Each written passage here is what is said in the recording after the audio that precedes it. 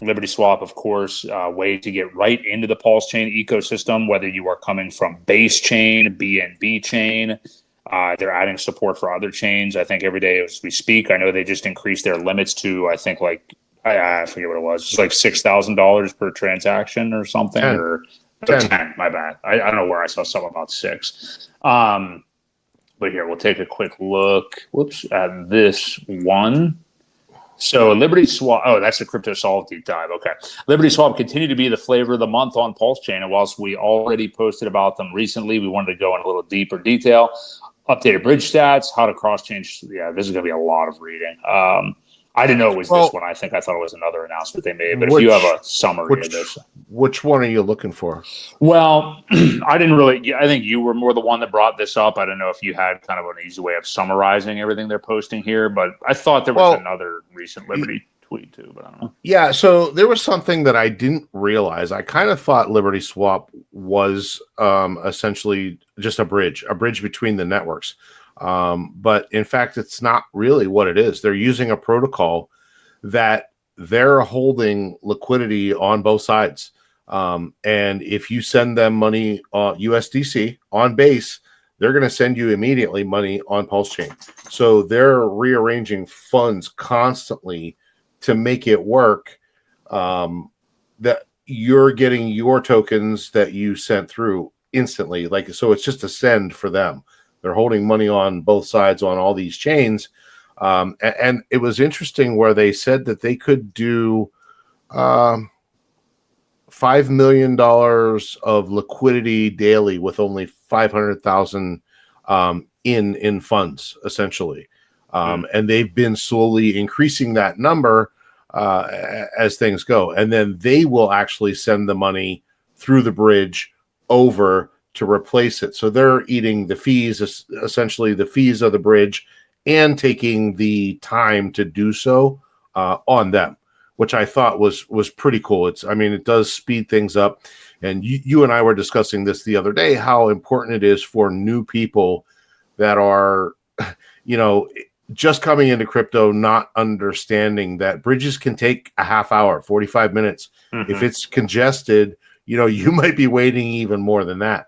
So to send your money somewhere, and if it's a substantial amount, say you're new into crypto and you got $5,000 that you want to put in there, and you send it, and it's like an hour goes by and you still don't have it in your wallet, you get kind of worried.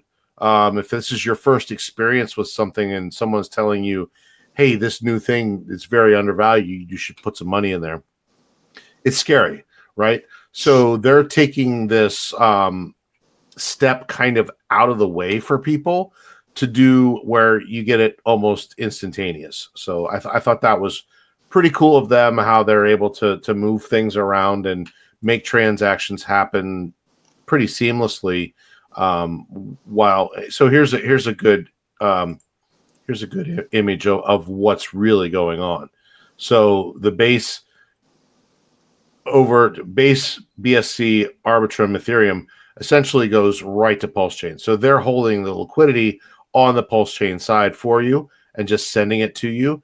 Meanwhile, in the background, they're taking the native bridge and sending it over, letting it take longer.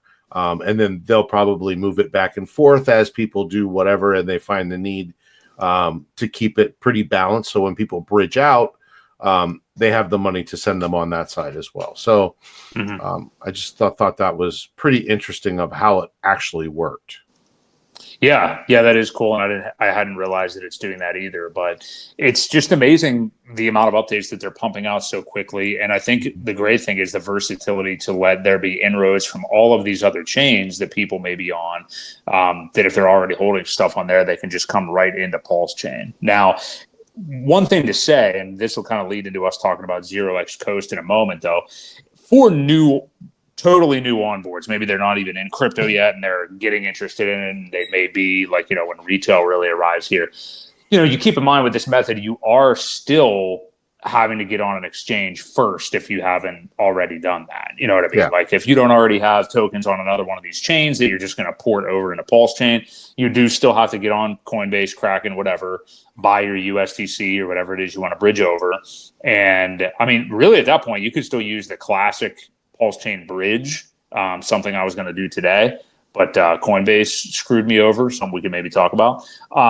Or you could just use Liberty Swap as well, and they have a very low fee. That Liberty Swap, it's good that it's getting going now, because what you're going to see is when the ETH fees get more crazy in the bull market, Liberty Swap will want to be used even more. Because right now, to bridge, like the highest I even saw today was maybe $4 just using the regular bridge on Ethereum.